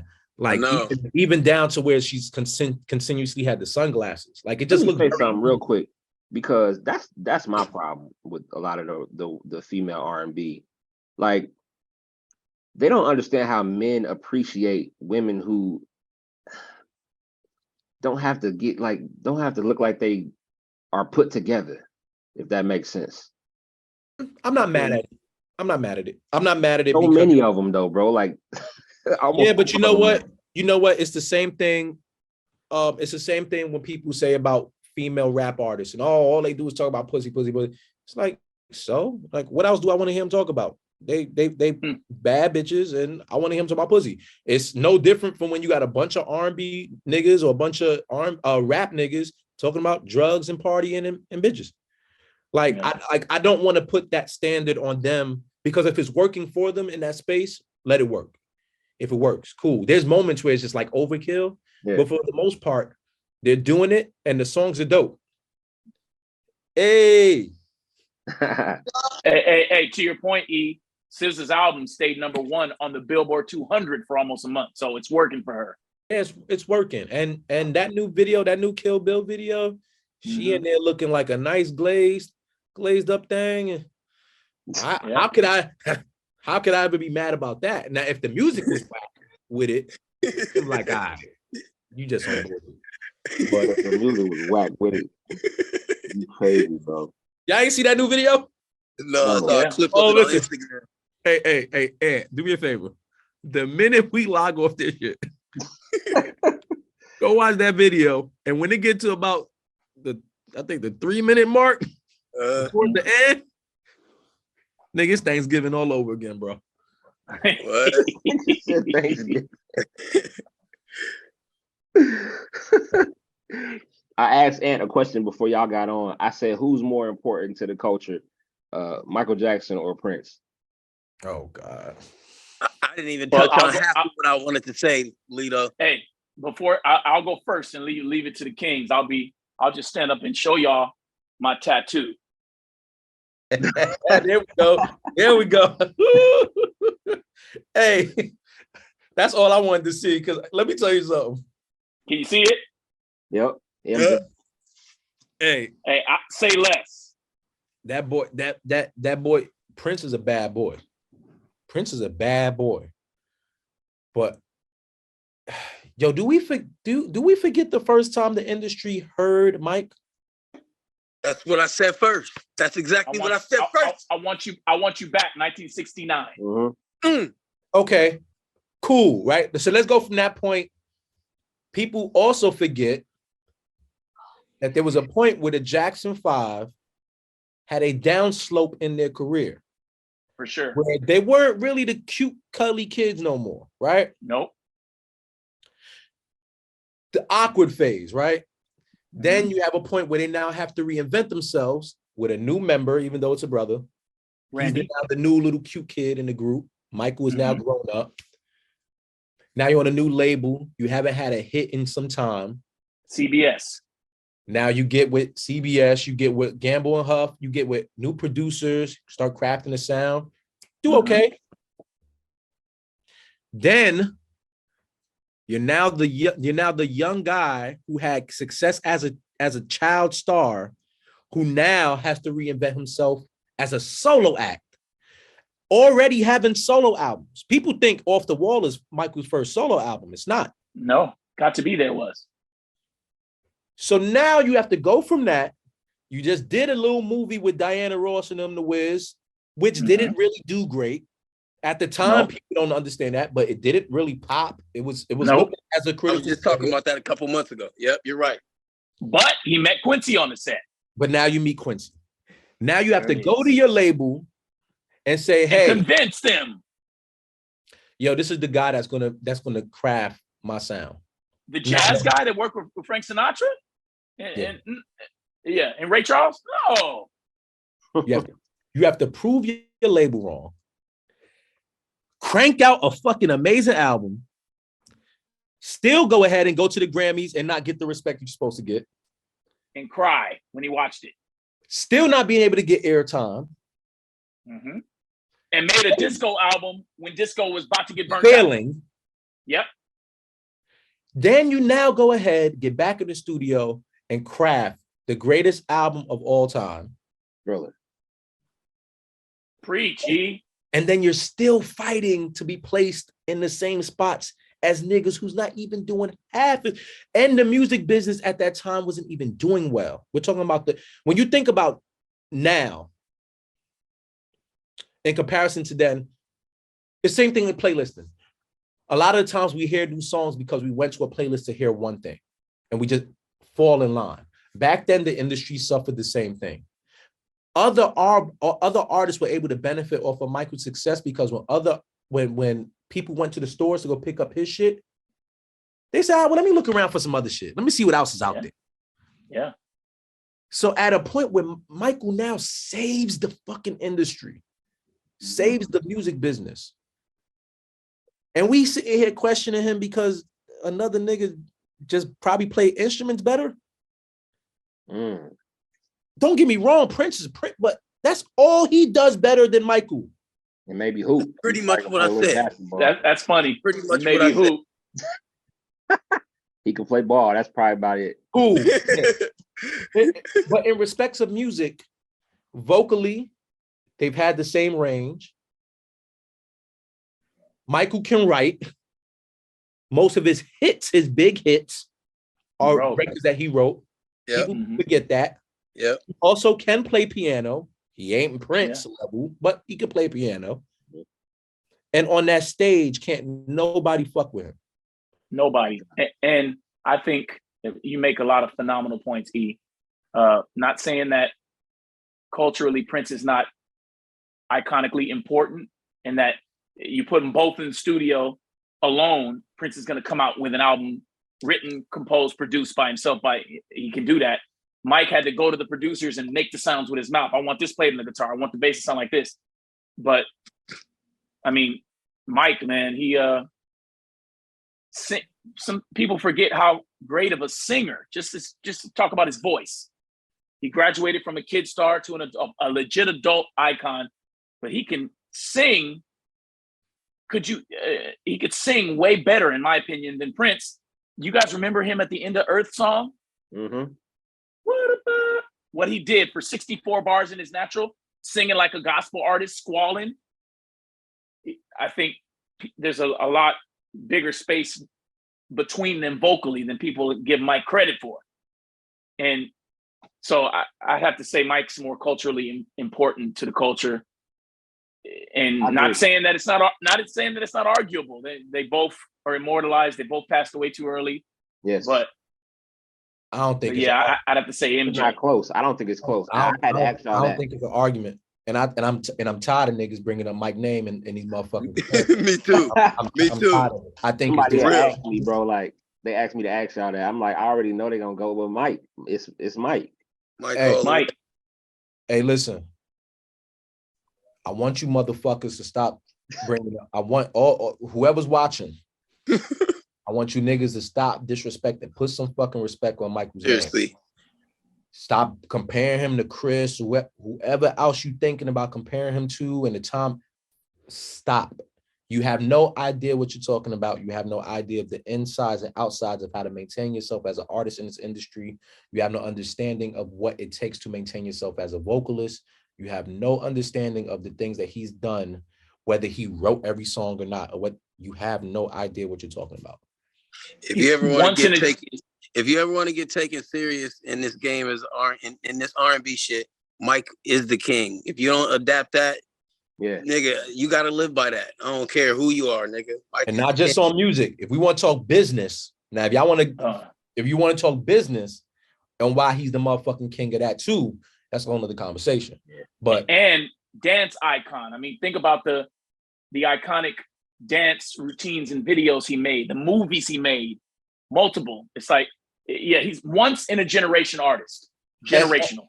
And I think people have took something Quincy Jones said negatively before, but I want to highlight that it's not really negative. Michael was one of the best thieves. He was. We all are, man. Who don't steal? The thievery is taking something that originally wasn't yours. The brilliance is taking it and now making it your own. He was leveling up on it. He was king of that. He knew how to do that with everything, with dance moves, vocals, singing, even bass. Like he'll take a bass line and put it a part of his record, and you won't even feel like it was a part of another record. He took the Fred Astaire movie and made it Smooth Criminal. Yeah. And when you watch both, you don't get the same feel. Right. So Jeffrey Daniels taught him how to moonwalk, but everybody thinks Mike invented it. He didn't. Jeffrey gave him the blueprint and Mike took it. Go ahead. And he's also someone who's went on record saying these things, where he's been inspired from, what he's watching. He's you know, so I'm not gonna lie. Next nigga I have this conversation with, they say the wrong thing about Mike, I might square up. Hey, y'all will get a kick out of this. I have Send before. it back to you, Lito. hey, that's right. And hey, our father, Grady Harrell, great artist, taught us everything we know. He played Jackie Wilson in the Jackson miniseries, American Dream. My dad played Jackie, sung his own vocals, and young Jason Weaver, a good friend of ours, great artist. Jason Weaver played Mike. Y'all go back and refer to that. Jason Weaver as Michael Jackson is watching Jackie Wilson as a kid, and my dad is playing Jackie. That's and so dope. I'm gonna have to go watch that. I'm gonna rewatch it now. No, that's crazy. I didn't know your dad my pops was played Jackie Wilson. So to your point, E, Mike watched the greats, took a little something. Ain't nothing wrong with a little, hey, let me use that, and then leveling up on it. Yeah. I mean, hey, E, you described two phenomenal thieves in this conversation. Bruno and Mike, two of the greatest. Yeah. I want to make it clear, because I know people would take shit I say as when I say thief, I don't say that to be negative. It's just what it is, and there's nothing wrong with that. And there's genius. There's genius in being able to do that and shape a generation to feel like it's your own. There's nothing wrong with that. Yeah. I'm glad that we found your next journey, King. We found it in this conversation. We might have. I might have to look into it. And you said somebody needs to champion. You're going to be the one to sign the next one. Remember, I said it. Watch. And we're going to come back to the table, and we're going to remember the conversation. We're going to remember this, Lee. I hope so. I mean, end of the day, man, R&B for us, when we really talk about the genre, we love music, but R&B saved us in a lot of ways. 100%. Like for me, it saved me, my sanity from being able to express myself the proper way. Talk that talk. You know what I'm saying? So I'm passionate about R&B in a different way that other people probably aren't. I'm the guy that I've always appreciated my talent, but I would much rather see the next nigga get on if it's going better R&B, because I love it that much. So I don't have ego with R&B. I don't have it with R&B. I might have it with some other shit. But when it comes to bettering the genre, like when I see niggas in hip hop and the journalists of that side champion hip hop, they do it because they want what's best for that culture. I want what's best for the genre of R&B and sustaining that and keeping that alive. Because if we don't, it'll end up like blues. It'll end up like jazz. End up like all these other genres that we've all pulled from that we now don't even give the credit to. I can't witness that. And I'm seeing it happen slowly. So yeah, if we don't start championing more the guys who's in it, we're gonna lose it. And we're gonna start having more radio stations or more channels get scarce on the R&B they play because it's no longer mainstream or popular to put to the, like when I drive now, anybody tell you ask my girl, I put on 88.3, and that's the jazz channel out here. That's the only thing. Wow. That's the only thing I put on because I can't find it anywhere else. And I need to stay in touch with that love of the genre. So my personal time to listen to jazz is when I'm in the car driving. I don't want to get with that with R&B. I don't want to feel like the only time I can hear it is, when I got the channel. Hey, bro, you make such a phenomenal point, because we all agree that Confessions was Usher's best album. It's his classic, and it was unequivocally commercially successful. Was number one on the pop chart. My Boo was number one on the pop chart. Burn, number one on the pop chart. Confessions Part 2, number one on the pop chart, and then caught up top 10 on the pop chart. 2.1 million albums sold the first week. So, and they look at that March of 2004, it's played on adult contemporary, bro. 19 years ago, when an R&B album that we all agree is Thriller-esque top to bottom sold like crazy, 10 million albums sold in the US, Diamond, 20 million worldwide, it's looked at as old school now. Yeah, it's urban AC, contemporary. Urban AC. Yeah. Yep. And crazy. Kevin Ross, one of his newest records, really dope record, really nice. And if you heard a white person singing it, it'll probably be on Z100. But it's placed in urban AC, and it does pretty well in urban AC, but it's not able to. He's to 28 years old, 27 years old. How? Hey. Wow, bro. I think I know what song you're talking about. Yep. Sweet Release. Yeah, that's my. Yes, I love that song. Great record. Great record. It doesn't sound dated. It has a nice vibe. Man. If you put Justin Timberlake singing on it, you'd hear it all over the place. If you heard Z100, if you heard Bruno singing it, it'd be all over the place. But wow, that's what happens when you black and you sing. Well, let's give a shout out before we check out to the authentic white boys. You can't blame Robin Thicke and Justin Timberlake for being true R&B guys and using their talent and the color of their skin to get pop success singing R&B. I mean, I rock with Robin and I rock with Justin. They're OGs in R&B. You can't fault them for being white but being black inside, because Justin and Robin, they're R&B OGs. You can't fault them for winning with number one pop success with black music. I like them, but fuck them right now. We need to get No, listen, I was just listening to Justin. Justin's black. 100%. He's a killer. He's a killer. But until we get our representation up there, man, fuck the movies. Word. One more question. All right. Go ahead, Lito. Who do y'all think that we haven't heard from in a long, it's been a while since they've dropped, but who do you think could drop today and kind of get us back on the playing field as the women? Is there anybody that can drop something? I'll go first. He's in federal prison, Lito. He could drop and change it. Hells did drop an album and they took it off. Did y'all know that? Yeah. Called I Admit. Yeah. Hey, if he wasn't in the trouble, hey, he's the king. Let's go right to the top. He removed that. If he wasn't going through what he's going through and getting what he deserves, he could drop and change it. He's still the apex predator at the top of this R&B. Anybody gonna disagree with me? Hell no. You ain't got no fight over here. Called him the apex predator. Hey, and I meant with regards to just killing R&B. When he opens his mouth, when he writes, produces, sings, he's just turned 54, 55, and he unfortunately won't be able to drop any music for a little while. Man, He ain't no. He ain't dropping no new shit. He done. He done. Who else could drop and change it? Like album just came out today and changed it. Who else is on that level of artistry? I think. Let me just say somebody with studio access, because you're right. He can do it. He can do it. Ain't got no access to a studio. I don't think they got it on the phone. He recorded on the telephone. Yeah, I don't think MCC can put no reverb on. I think I'll be honest with you.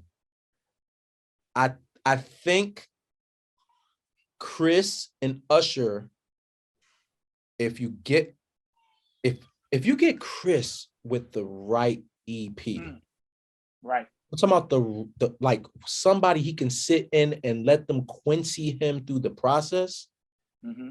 I think he still has, like, when people say like, oh, well, what more can he do? Like, I don't even think Chris has reached his ceiling when it comes to an album, crafting an album. Like, I don't think so. I think there's still something else there that if he got with I don't want to say a Timberland, because Timberland's already did it, or Pharrell, just somebody.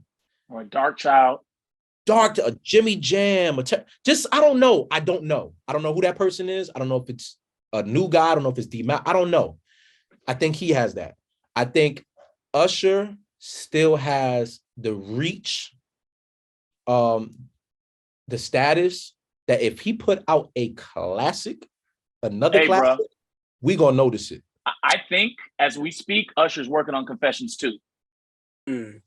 Well, they say they do have records on it, and I'm glad that he ain't rushing it, because I think he understands when you put that name next to it, if you ain't, it's gotta be great, and I don't need it to be a seller. I just need it to be critically acclaimed. Yo, this is another classic. Mm-hmm. Yes, sir. I think he has that ability. Those two. Everybody else. What about you? Ant, what you think? Go ahead, Ant. No, that sounds pretty on point. Them niggas are way on point to me. Like, I wish just be off Tyrese the would cuff. drop again. Me personally, but that's just Tyrese. I wish Tyrese would drop again. But I almost hung up this live when you said Tyrese. you don't like Tyrese, bro? No, I do. But Just on the old school feel, like I don't know, like Black Rose. Yo, you know what, Lito? Let me get this out the way because I'm tired of it being uncomfortable every time you bring up this nigga, right? So look, I like Tyrese too. I like his voice, but we had a couple run-ins with this nigga, man, and each time he ain't been, you know, he been the opposite of a down-to-earth nigga from Watts. Like he been like, you know, kind of funny style every time. So it's kind of hard for me when you start talking about this nigga, this milk dud head ass nigga, for me to separate, you know, my personal feelings from him, from his music. I like him though. He's the shit, man. I ain't gonna hate on the nigga cause he funny style. I like him. yo, everybody that's being named is talented. Yeah. So the one thing we can't do is hate on their talent. Nah, I can't hate on that nigga's style. But it's some of these niggas that just be like, man, what the fuck? Like what's I get it. I get it. You get to a certain point in life, you reach a certain level of success, you feel like motherfuckers can't say nothing to you. I get it. It's cool. Who knows? I might have been like that too if I reached the motherfucking shit. If I had a Starbucks in my backyard, I might have been the same type of nigga. Walking out with the fur coat on your balcony, looking at your Benny. Yeah. Who knows? So who am I to judge? Yeah. But when we start talking about representation of this genre and who should be at the front of it, right? Hey, bro, I can only tell my own personal experience.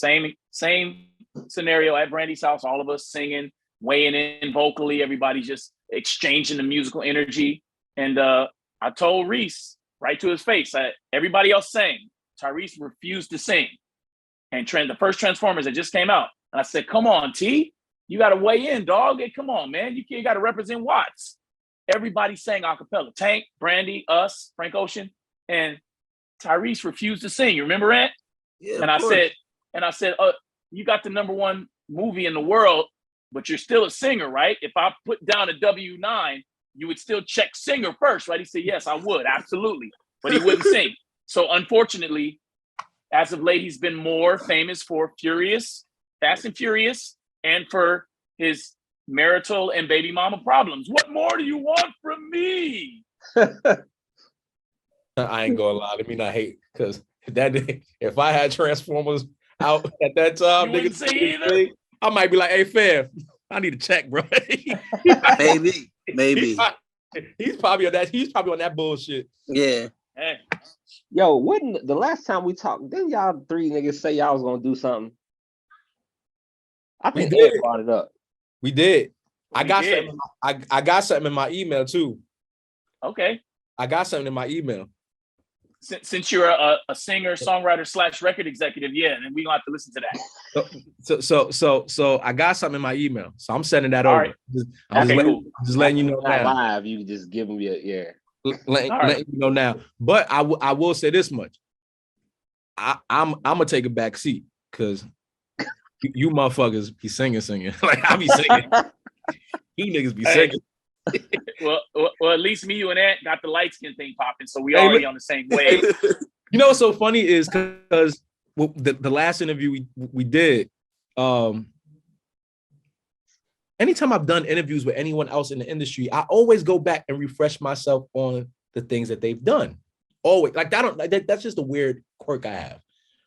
And I was like, damn, yo, I remember that fucking show. I remember I need to go sit and I was like, yo, these motherfuckers is singing. There was an episode where y'all were just auditioning. I think I was in Atlanta. Y'all had just got to Atlanta auditioning. Jermaine Dupri presents Brother. And one of you motherfuckers' voices was the voice. It was something where y'all felt like y'all had hit a crossroad, like, yo, if we don't get on stage and kill this shit, this might be it. We going back home. One more. I don't know. It was something happened. It was like something like some type of quarrel in the episode. You know how they set shit up to be like, oh my God, what's gonna happen next? And you niggas got on that stage. I said, these niggas is sang like it. You know what it reminded me of? And this is I hope it's not an insult because I think these dudes are dope. It reminded me of I felt like they took y'all blueprint and created Day 26. It kind of happened at the same exact time. It's funny you say that. Like I feel like when I'm watching, I'm like, I love Day 26 too, by the way. Love them guys too. I do. Love those guys. But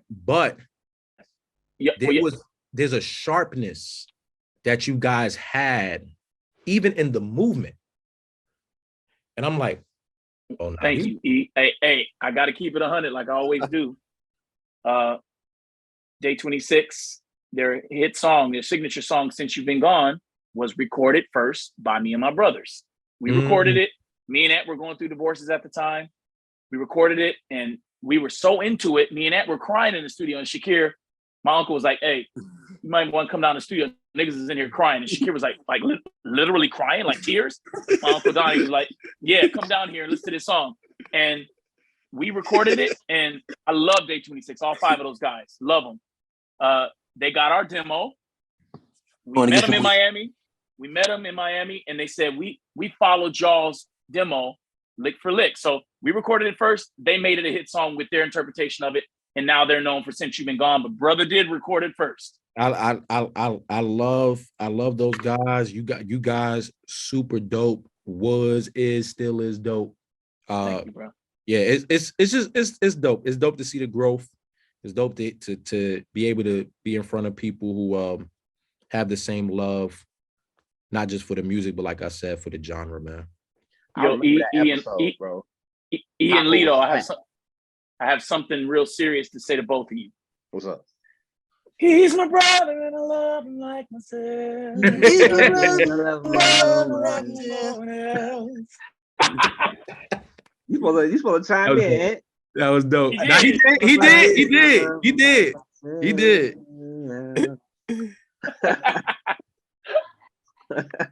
And that's a mic drop right there. Listen, hey, this has been. We went deeper on this one, fellas. This has been. For real. What we gonna do next time? This was one and ones. Hey, we got to get a girl on here next time. Yeah, for sure. Yeah. I told you I tried to get, the idea was to get Brandy, but that ain't gonna happen. I don't think. What do you mean it's not gonna happen? Hey, Ant, that's your ex-girlfriend. How you not gonna get her? Hey, man, I love her. I want to make love to her. To be honest.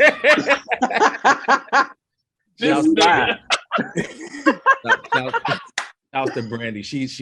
You are a fool, man. She's in my top 3 for me. Hey, she's in my top 3 too. She is just unbelievable. She's so fucking amazing, huh? I'm very, very proud of this, and I think I might have said it last time. I tell my oldest daughter this. I'm Brandy's first album, y'all. If y'all go back and listen to Dedicated Part 1, she lists my dad, me, and Anthony as some of her vocal inspiration. She mentions Aretha Franklin, Whitney, Ray J, her mama, her daddy, and then she says, who else? Anthony, Grady, Little Grady, Terry. Go listen to that. That's Dedicated Part 1. That's dope. That's dope as hell, bro. I know. That's super dope. They call her the vocal Bible. I love her. That's my sister.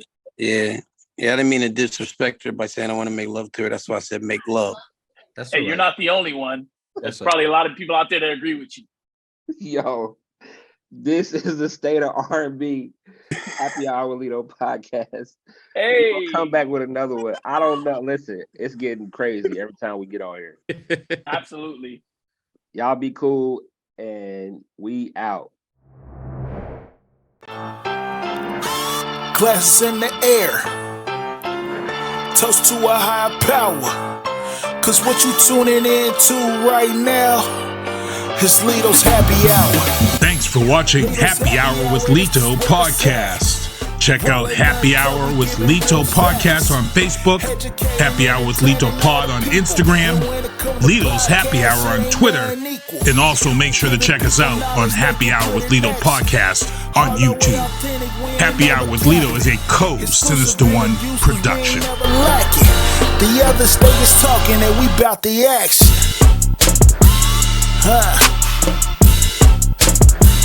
Glasses in the air. Toast to a higher power. This is Lito's Happy Hour.